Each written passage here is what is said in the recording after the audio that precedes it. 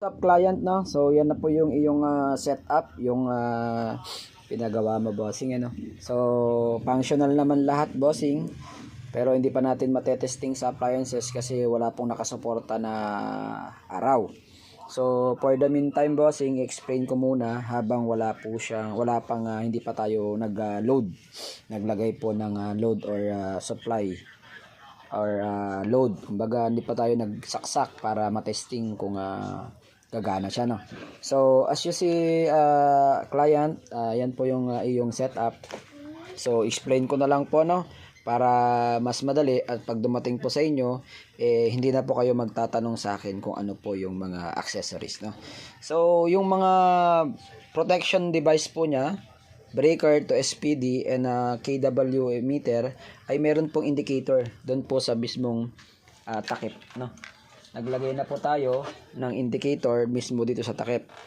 So nandito na po yung mga name or distribution na panel or distribution na name ng mga category na protection. So ano ng 8-pin, AC main, SPD. SPD is sa kidlat po, no. Sa con po ito, sa anti-lightning, sa surge, panel, battery, load, AC output, and kilowatt meter. So ganyan po siya, client, no, kung sa pag natapos po siya, no. So tinetester ko pa lang or tinetesting pa lang natin kung may magiging problema, client. So yung pong inabil nyo, sir, ito po ay isang dual setup na akin pong design, no. So design ko po yan dahil ganyan po ang gamit ko, no. So nag zero bill tayo dyan. Ayun po yung gamit natin, no, sa taas. Medyo pangit lang po yan, pero nag zero bill ako dyan, pero maganda, no.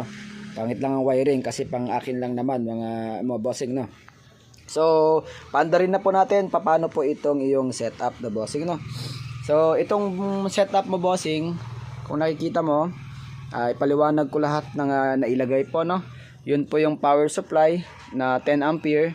Ito po yung 100 ampere na controller na MPPT na pwede kang maglagay ng 12 volts or solar panel na 1200 watts po, bossing. Ito naman po yung inverter na pure sine wave. Pwede po tayong magsaksak dito ng mga motors. So maximum ko lang po ito, kung ako po ang tatanungin, maximum lang natin na 1000 watts. Yung 1000, yun po yung pinaka reserve nya. So ito naman po yung ATS o automatic transfer switch na pag hindi po kaya ng solar, automatic po lilipat siya sa kuryente. Yes, sir. Ito naman po yung 4-pin relay. Ito po yung relay para po mandar ito.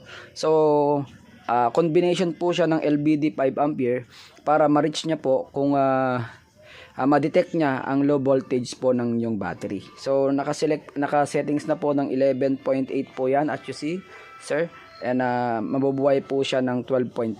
So 11.5, lilipat na po siya sa grid or sa sinabi nyo pong sa inyo yung Tarelco. So yan, lilipat na siya dyan, no. So lilipat dito po ang indicator niya, no, bossing. Doon kasi ang indicator na yun para sa 12 volts output. So sa DC lang yon. Dito naman tayo sa AC. So yan, sir, makikita mo dyan, lilipat siya dyan. Okay, lilipat po. Kumbaga ito po ngayon kasi naka-AC po ito, no. AC siya. So pag umilaw po yan, AC. Pag umandar po yung inverter nyo, ganito po ang mangyayari.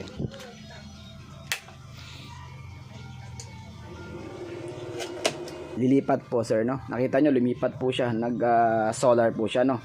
Solar dyan, no. Pero hindi po gagalaw yung DC kasi iba po yung settings nun. Kasi dual tayo, no. No, sir. So yan po, lilipat po siya doon sa automatic. Nag-con siya na umilaw po yon, no. So inverter na po yan, sir. So pag umabot na po ng 11.8, lilipat na po siya sa kuryente. So paano ba paandarin ang setup na to? So sir, ito, cut ko muna at ipapaliwanag ko paano mag-function bago nyo po bago pumunta dyan, ma-explain ko na. Saglit lang, sir, at patayin ko muna tong video at ulitin natin.